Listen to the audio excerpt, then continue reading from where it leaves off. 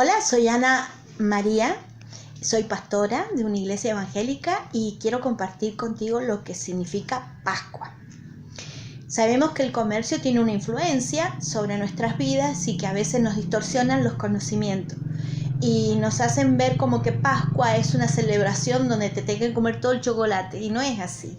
Lo importante es saber el por qué es Pascua. Hay algunas personas que saben el significado, pero hay otras que no. Entonces, qué lindo es poder dar conocimiento, ¿no? Y que el conocimiento sea el que corresponde. La palabra Pascua significa pasar por alto. ¿Qué pasa por alto? En el tiempo de Moisés, cuando querían salir de Egipto, el pueblo de Dios de Egipto, y ser libre e ir a la tierra prometida, la última plaga fue que tenían que pintar los linteles con sangre de un cordero. Y tenían que ponerlo como señal para que la muerte sobre los primogénitos no les tocara al pueblo de Israel. Entonces la muerte pasaba por ahí, veía la sangre de ese cordero y no mataba al primogénito. Los de Egipto sí tuvieron la muerte de los primogénitos porque no tenían esa señal que la muerte viera, entonces todos los primogénitos murieron. Ahora, para el perdón de pecados en la antigüedad, en el pueblo de Israel, el pueblo de Dios, según lo que nos cuenta la historia, mataban a un cordero inocente y esa sangre era derramada sobre las personas y era lo que hacía, lo que les daba el otorgamiento al perdón de pecado. Esa sangre preciosa los redimía, los perdonaba. Y cuando Adán y Eva pecaron en el Edén, Dios se enojó con el hombre por la desobediencia, por haber faltado al pacto que tenía con él. Entonces ese pacto lo hizo con un hombre y Dios estaba... por eso lo sacó del Edén, por eso estaba una situación en donde nos teníamos que reconciliar con Dios. Y la historia narra que la única manera que nos podíamos reconciliar era a través de alguien que llevara adelante, o alguien que no tuviera pecado, que no fuera, que fuera inocente, que fuera por eso Jesús tuvo que venir a esta tierra como hombre, porque era el único que podía llevar adelante ese plan de Dios. El hombre, en nuestra condición es pecaminosa, Jesús iba a resistir al diablo y por eso iba a poder lograr el objetivo. De hecho, a Jesús tuvo que orar, tuvo que tener una comunión muy grande con nuestro Padre, con Dios, porque lo que iba a vivir era muy fuerte. De hecho, fue muy feo, fue un inocente que fue a la cruz sin tener culpabilidad. Bueno, Jesús fue el único que nos pudo reconciliar con Dios.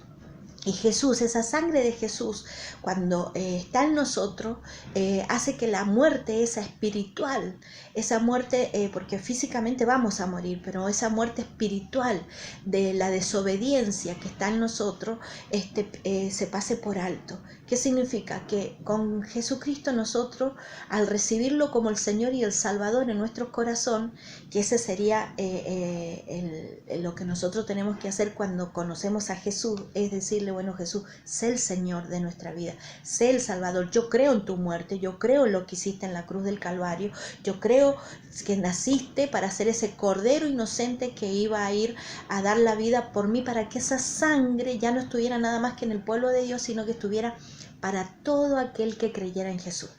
Entonces Jesucristo, esa sangre, el diablo, o sea, la muerte, el diablo la ve y sabe que yo le pertenezco a Dios. Entonces mi obediencia, mi temor de obedecer a Dios, de no poner una nueva enemistad a través de la desobediencia, sino que yo creo que Jesús me ayuda a ser obediente, yo creo que esa Pascua, que es Jesucristo, que esa sangre derramada en la cruz del Calvario, en mí tiene un significativo, que es pasar la muerte por alto. Quiere decir que yo le pertenezco ya a Dios, que esa sangre me redimió, me compró y hoy día me otorga el perdón de pecados. Si hay un verdadero arrepentimiento y por supuesto Jesús sea el Señor, el que gobierne mi vida. Yo le di permiso a Jesús para que entre en mi corazón. que sea el Señor de mi vida. Por eso cambió muchas cosas y sigue cambiando aún muchas cosas. La escritura en el libro de Juan, primera de Juan 29, dice así: el siguiente día Juan el Bautista, que antecedió a Jesús, vio que Jesús venía hacia él y dijo: este es el Cordero de Dios que quita el pecado del mundo.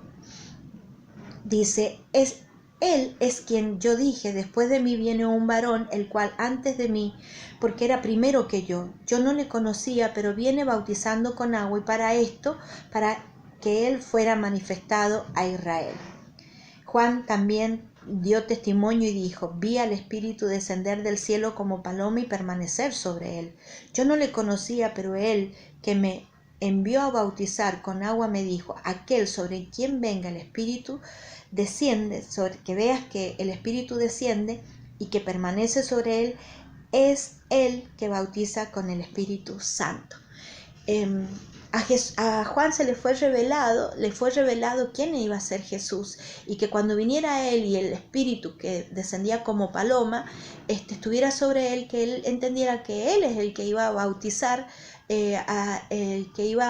con Espíritu Santo, que él era el Cordero, que él era el Hijo de Dios hecho hombre, para que pudiéramos tener nosotros la bendición de ser salvos por esa sangre que él derramó hasta la última gota en la cruz del Calvario. Ya estaba anunciado que él que llegó. Desgraciadamente muchos todavía no creen en él. A pesar de que la historia es tan real y tan veraz, no creen en él. Desgraciadamente es como hay una ceguera. Por eso uno tiene que decirle al Señor: Señor, saca toda ceguera espiritual, toda sordera espiritual, para que yo entienda, y dame un corazón entendido. También te quiero decir de que necesitamos una Pascua para que haya un Pentecostés en nuestras vidas, para recibir ese Espíritu Santo con el cual nos iba a bautizar Jesús. Por eso es necesario que esta Pascua en ti esté. Por eso tienes que recibir a Jesús como Señor y Salvador. Por eso le tienes que decir: Jesús, yo creo en ti, creo en lo que hiciste en la cruz del Calvario. Por eso tenés que leer las Escrituras para entender aún mayor. O sea, necesitas una Biblia, que es un libro histórico que todavía permanece actual. Necesitas hacerlo, Señor, y esa sangre va a estar sobre ti. Entonces esa muerte espiritual que había en tu vida, que fue lograda a través de la tentación a Adán y a Eva, y que Satanás logró derribarlos. O sea, derribarlos, ¿por qué? Porque les hizo romper el pacto que tenían con Dios, que era de no comer de ese fruto, de ese árbol del bien y del mal. Por eso hoy día nosotros tenemos la oportunidad de recibir a Jesús como el Señor y Salvador. Y qué lindo es este tiempo justo de Pascua, ¿no? Que tú lo puedas recibir en tu corazón y saber que Pascua no es el chocolate, que es muy sabroso, es muy rico, pero no es Él. Pascua no es un 3 días, o sea, no son días feriados en donde tú te puedes ir de paseo, que no está mal, pero no es ese el principal motivo. El principal motivo es saber por qué se festeja, por qué la palabra Pascua, qué es lo que sucede en nosotros y si podemos tener esa Pascua en nuestras vidas. Y realmente el que necesita ser exaltado no es el hombre, no soy yo, no es otra persona, sino es Jesucristo de Nazaret. Por eso la fama de Él tiene que crecer. Él es el exaltado, Él es el que realmente es nuestra Pascua. Él es el tesoro más grande que nosotros podemos tener en nuestras vidas, el conocimiento de Jesucristo y de ser el Señor de nuestras vidas. Te invito a que le digas al Señor Jesús. Lo mejor que puedes hacer es hablar con Él, y lo mejor que puede sucederte es que ese Espíritu Santo con el cual nos iba a bautizar Él pueda venir a tu vida. Por eso necesitamos Pascua, para tener un Pentecostés, para recibir ese Espíritu Santo. El Señor Jesús, cuando resucitó, que ahí fue la victoria mayor, por eso no está muerto, Jesús está vivo. Cuando resucitó, descendió al infierno y le arrebató las llaves de la muerte al diablo que Él tenía sobre nosotros, y nos dio vida y vida eterna.